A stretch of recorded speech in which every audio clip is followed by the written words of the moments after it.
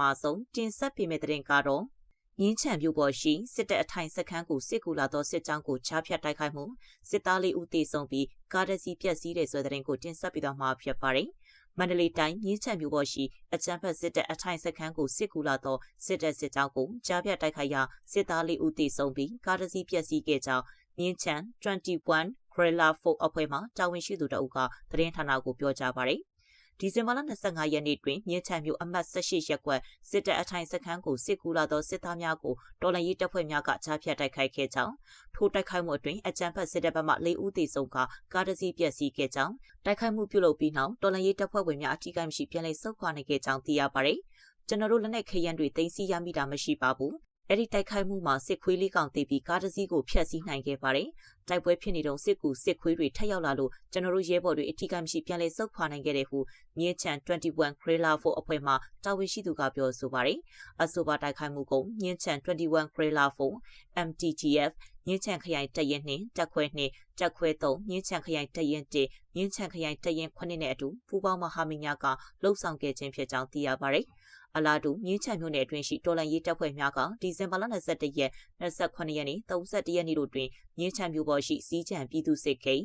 မြင်းချံမြို့အမှတ်20ရပ်ကွက်ရှိစစ်တပ်မြို့ပေါ်မှထွက်လာသောစစ်ကြောင်းနှင့်မြင်းချံမြို့အမှတ်15ရပ်ကွက်ရှိစစ်တပ်တို့ကိုဝင်ရောက်တိုက်ခိုက်ရာအရာရှိ3ဦးအပါအဝင်စစ်သား18ဦးသေဆုံးခဲ့ကြောင်းသိရှိရပါသည်ဆက်လက်ပြီးစွာမျိုးနယ်စီပိုင်းကျေးရွာအနီးတိုက်ပွဲတွင်စစ်တပ်လက်အောက်ခံ PLO တပ်ဖွဲ့ဝင်များသေဆုံးသည့်ရှုပ်အလောင်းများကိုစစ်တပ်ကတပ်ပုံရိုက်ပြီး PDF တပ်ဖွဲ့ဝင်များကြာဆုံးသည်ဟုလိမ်လည်ဝါဒဖြန့်နေဆွဲတဲ့တင်ကိုတင်ဆက်ပေးသွားမှာဖြစ်ပါတယ်။ပဲခူးတိုင်းစွာမျိုးနယ်စီပိုင်းကျေးရွာအနီးတိုက်ပွဲ၌အကြမ်းဖက်စစ်တပ်လက်အောက်ခံ PLO တပ်ဖွဲ့ဝင်များသေဆုံးသည့်ရှုပ်အလောင်းများကိုစစ်တပ်ကတပ်ပုံရိုက်ပြီး PDF တပ်ဖွဲ့ဝင်များကြာဆုံးသည်ဟုလိမ်လည်ဝါဒဖြန့်နေကြောင်းနေပြီးတော့ PDF တပ်ဖွဲ့မှတာဝန်ရှိသူတဦးကသတင်းဌာနကိုပြောကြားပါတယ်။ဇန်နဝါရီလ2ရက်နေ့တွင်ရေရာရှိမြို့နယ်စစ်တောင်းမြစ်အရှိဘက်ကစွာမြို့နယ်စီပိုင်းကျေးရွာအနီး၌အကြမ်းဖက်စစ်တပ် PLO ပြည်သူ့စစ်များပူးပေါင်းစစ်ကြောင်းနှင့်နေပြီးတော့ PDF တပ်ဖွဲ့အပါအဝင်တော်လှန်ရေးပူးပေါင်းတပ်ဖွဲ့များနှင့်အပြန်အလှန်ပစ်ခတ်တိုက်ပွဲဖြစ်ပွားခဲ့ကြောင်းရင်းတိုက်ပွဲတွင်တော်လှန်ရေးပူးပေါင်းတပ်ဖွဲ့ဘက်မှထိခိုက်ဒေဆုံးမှုမရှိကြောင်းသိရပါသည်။ထိုတိုက်ပွဲအတွင်း PDF တပ်ဖွဲ့ဝင်အလောင်း2လောင်းလက်နက်2လက်နှင့်ခဲယမ်းများသိမ်းဆည်းရရှိခဲ့ကြောင်းအကြမ်းဖက်စစ်တပ်လော်ဘီများကတပ်ပုံနှင့်တကွဖော်ပြခဲ့ရာရင်းတဲ့မှမှန်ကန်မှုမရှိကြောင်းနေပြီးတော့ PDF တပ်ဖွဲ့မှတာဝန်ရှိသူတအုပ်ကရှင်းပြပါသည်။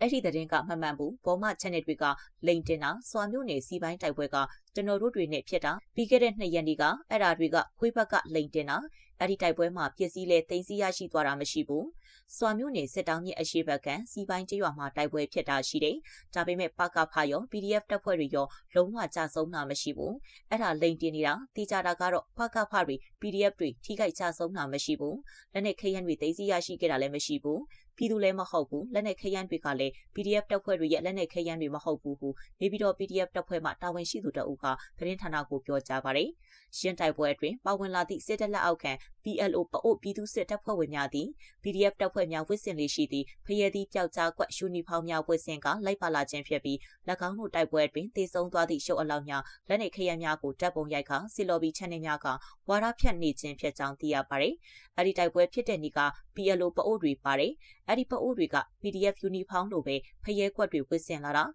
ာအဲဒါကြောင့် PLO တွေသေးတာကိုဓာတ်ပုံပြန်ရိုက်ပြီးဝါဒဖြန့်တာလို့ထင်နေအဲဒီတိုက်ပွဲမှာ PLO တွေထိသွားတယ်အဲ့ဒီစစ်ကြောင်းက PLO နဲ့စစ်တပ်ပေါင်းလာတာအဲ့ဒီ PLO တွေသေးတာကိုဓာတ်ပုံပြန်ရိုက်ပြီးတော့ PDF တွေသေးတာလို့ဝါဒဖြန့်နေတာလို့သုံးသပ်တယ်ဟုနေပြီးတော့ PDF တပ်ဖွဲ့မှတာဝန်ရှိသူတအုပ်ကပြောဆိုပါတယ်ဆက်လက်ပြီးတောင်ငူမြို့ပေါ်ရှိစစ်တပ်အထိုင်ကင်းနဲ့မြင်းချံမြို့နယ်ရှိကြောက်ပြို့ရွာစစ်တပ်စခန်းကိုတိုက်ခိုက်မှုစစ်သား3ဦးသေဆုံးနေဆိုတဲ့သတင်းကိုတင်ဆက်ပေးတော့မှာဖြစ်ပါတယ်။ပဲခူးတိုင်းတောင်ငူမြို့ပေါ်မိုင်းတာခွင်အနီးရှိ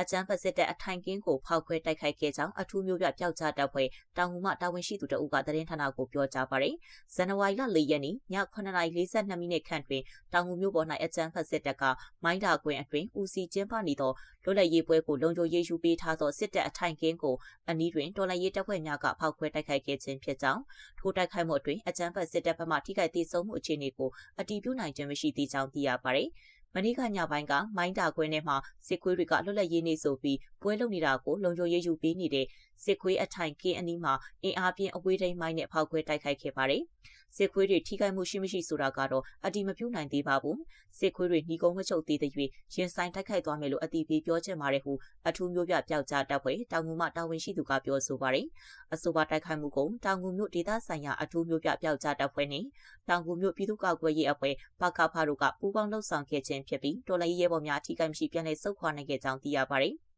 အလားတူမန္တလေးတိုင်းမြင်းချံမြို့အနီးရှိကြောက်ပြုတ်ရွာစစ်တပ်စခန်းကိုဝင်ရောက်တိုက်ခိုက်ခဲ့ရာစစ်သား3ဦးသေဆုံးခဲ့ကြောင်း MGN 35ပျောက်ကြားတပ်ဖွဲ့တာဝန်ခံကိုနွေမိုက်ကသတင်းဌာနကိုပြောကြားပါတယ်